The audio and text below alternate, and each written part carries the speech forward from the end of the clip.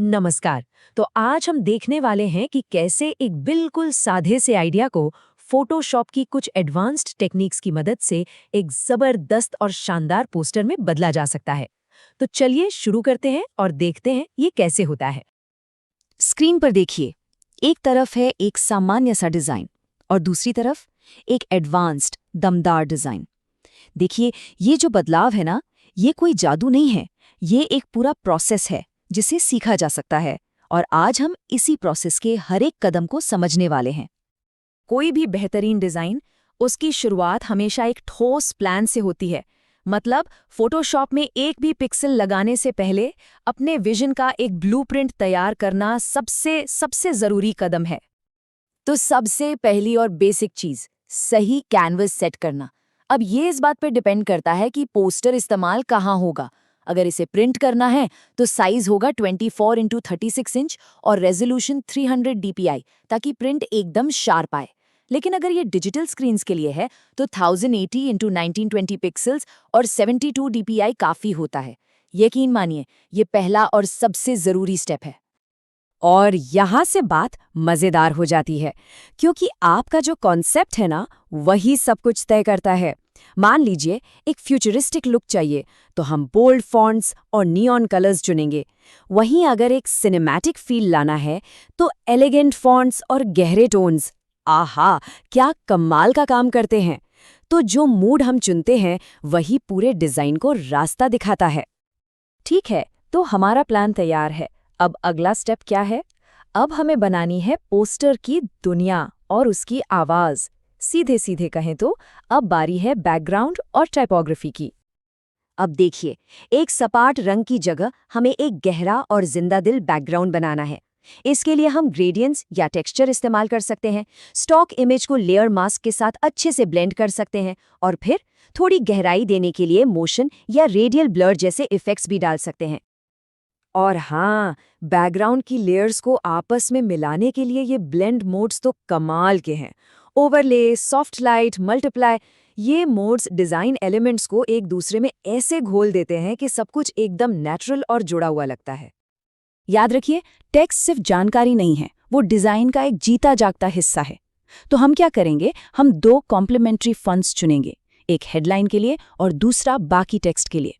फिर ग्लो या ओवरले जैसे लेयर स्टाइल से उसे और आकर्षक बनाएंगे और टेक्स्ट में थोड़ा मूवमेंट लाने के लिए वॉर्प टेक्स्ट टूल का इस्तेमाल करेंगे। चलिए अब आगे बढ़ते हैं।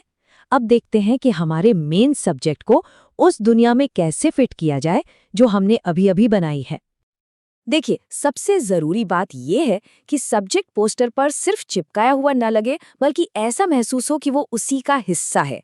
ये करने के लिए हम सिलेक्ट एंड मास्क टूल से सब्जेक्ट को परफेक्टली अलग करेंगे, फिर प्रोफेशनल कलर ग्रेडिंग करेंगे और आखिर में शैडो और हाइलाइट्स की मदद से उसे बैकग्राउंड के साथ मिला देंगे।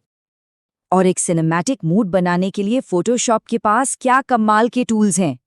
कर्व्स, ह्यू सैचुरेशन और ग्रेडियंट मैप। ये एडजस्टमेंट लेयर्स हमें रंगों पर पूरा कंट्रोल देती हैं, जिससे हमें खास इमोशनल टोन सेट कर सकते हैं।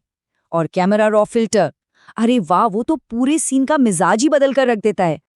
और अब आता है वो आखिरी दौर, फाइनल टच। ये वो स्टेप्स हैं जो एक अच्छी डिजाइन को असाधारण बना देते हैं। ये वो प्रोफेशनल टच है जो सारे एलिमेंट्स को एक धागे में पिरो देता है। डिजाइन में गहराई और असलियत लाने के लिए छोटी छोटी डिटेल्स बहुत मायने रखती हैं, जैसे कि पार्टिकल, स्मोक या लाइट लीक ओवरले का इस्तेमाल करना, या फिर ग्रंज और डस्ट ब्रश से हल्का सा टेक्सचर देना। इन छोटी छोटी चीजों से पोस्टर और भी ज्यादा कॉम्प्लेक्स और आकर्षक लगने लगता है। और आखिर में सब कुछ फाइनल करने का टाइम। हम सारी लेयर्स को ग्रुप करके कॉम्पोजिशन का बैलेंस चेक करेंगे। फिर एक कलर लुकअप टेबल यानी LUT अप्लाई करेंगे, जिससे पूरी इमेज को एक जैसा कलर टोन मिल जाए। और हाँ, हाई पास फिल्टर से इमेज को थोड़ा शार्प करना ना भूलें, ताकि हर डिटेल उभर कर दिखे। ये बात बिल्कुल सही है। एक अच्छे और एक बेहतरीन डिजाइन के बीच का फर्क उसकी डिटेल्स और उसके पीछे के सिद्धांतों में ही छिपा होता है। तो चलिए कुछ ऐसे ही प्रो टिप्स पर भी एक नजर डाल लेते हैं। पहला प्रो टिप है रूल ऑफ थर्ड्स। इसमें हम कल्पना करते हैं कि इमेज एक 3x3 ग्रिड में बंटी हुई है। अब अगर हम मेन एलिमेंट्स को इन लाइनों पर या जहां ये लाइनें मिलती हैं वहां रखें तो ये बहुत ही नेचुरल और बैलेंस्ड कॉम्पोजिशन बनता है जो देखने में कई ज़्यादा अच्छा लगता है। दूसरा टिप है ध्यान खींचने के लिए हाई कंट्रास्ट का इस्तेमाल।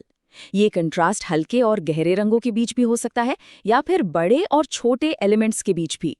इसका फायदा ये है कि ये देखने वाले की नज़र को सीधे सबसे ज़रूरी चीज़ पर ले जाता है। और तीसरा, नेगेटिव स्पेस यानी कि जो खाली जगह होती है उसका सही इस्तेमाल। ये डिज़ाइन को भरा भरा और क्लटर्ड दिखने से बचाता है और टेक्स्ट को पढ़ना भी आसान बना देता है। हमेशा याद रखिए, खाली जगह भी डिज़ाइन का एक एक्टिव हिस्सा होती है। तो लीजिए, कैनवस अब तैयार है। सवाल बस एक है, ये कौन सी कहानी सुनाएगा? इन टेक्निक्स और सिद्धांतों के साथ सच पूछिए तो क्रिएटिविटी की कोई सीमा नहीं है।